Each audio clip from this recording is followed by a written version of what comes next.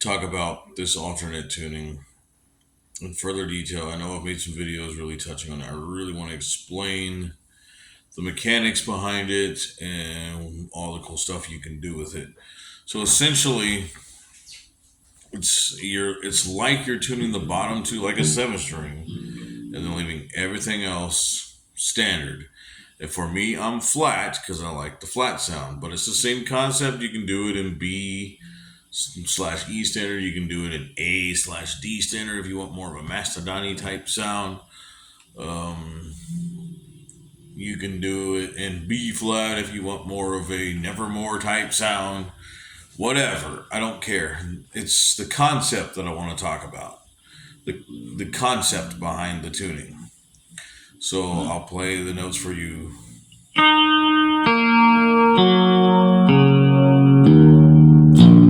See, I'm skipping but that's cool. So what that does, and it still gives you your power chords on your bottom two strings. Then your second to last bottom, and I think it's your fourth string.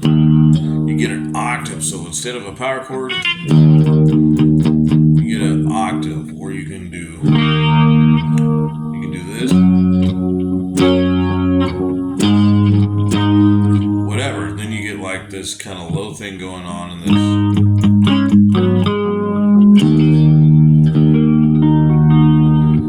you get like this octave thing. Now, can you play regular power chords on those two strings? Yes. But the lowest power chord you're going to get, where you get the root in the fifth, is your G. And you have to do these stretches. You got to do these stretches to get the power chords. Pretend you're playing an inverted chord. It's going to be something like that. And then move your finger down one more. Like this B power chord on the fourth and the fifth string would be seventh fret on the A string, and then fourth fret on your D.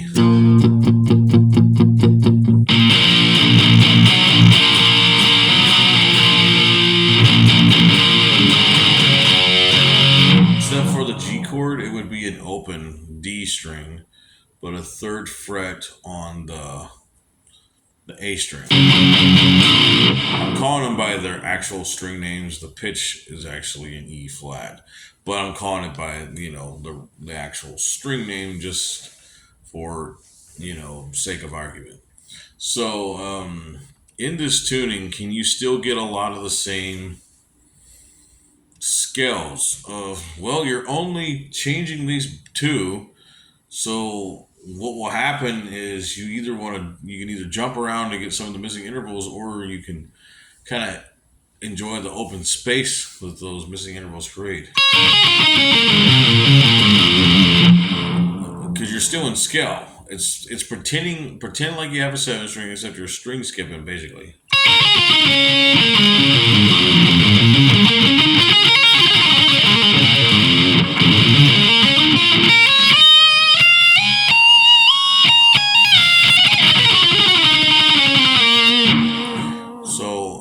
You're still getting most of your same, positions, but you're skipping some notes.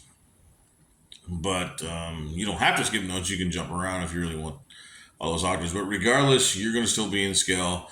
Soloing is really easy in this.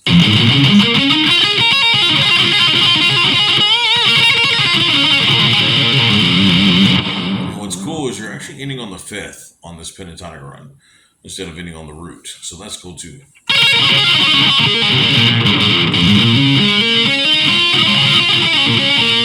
You can do it in any position.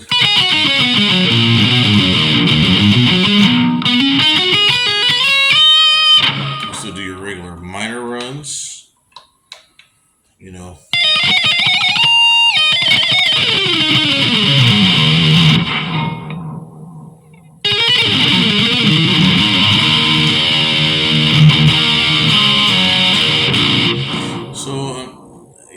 still do most most of what you can do in normal six string tuning. You just have to adjust a little bit on the bobs, but it's pretty cool. I think.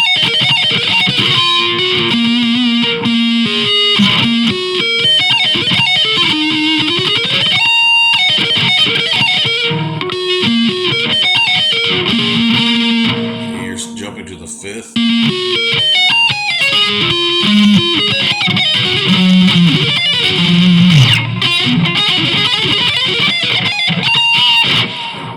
So you can do most of the same stuff. You just have some slight altering on the scales, and you can still do your harmonic minor.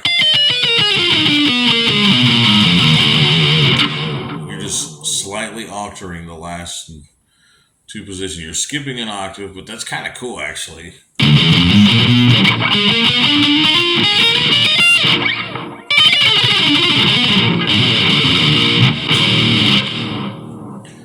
And also chords. You know, you can. That's your B minor chord. And then you got that low note at the bottom. This is a G chord. What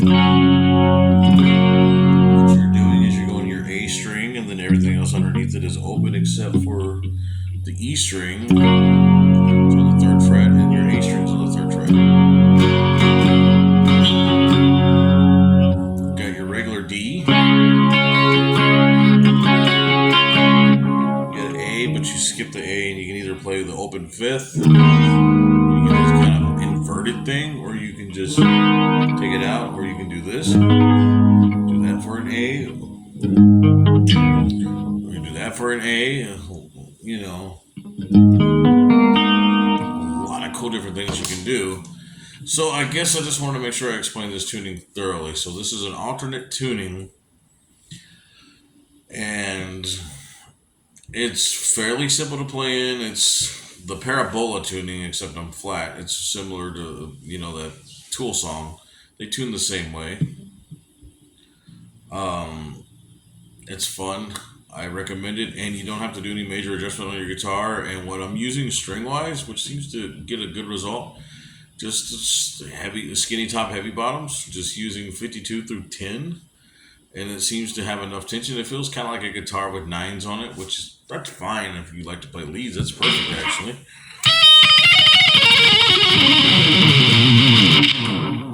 And that'll accomplish it. That'll get it done, and it will sound great and feel great. No major intonation adjustments except for these bottom two strings, and you know, it's an alternative to wanting to have the low sound without sacrificing the whole tone of the guitar or your high notes. Because I like my high notes. I'm a lead player, and I also love my chords to sound clean.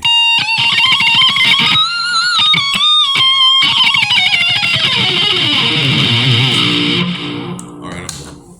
Thank you for watching.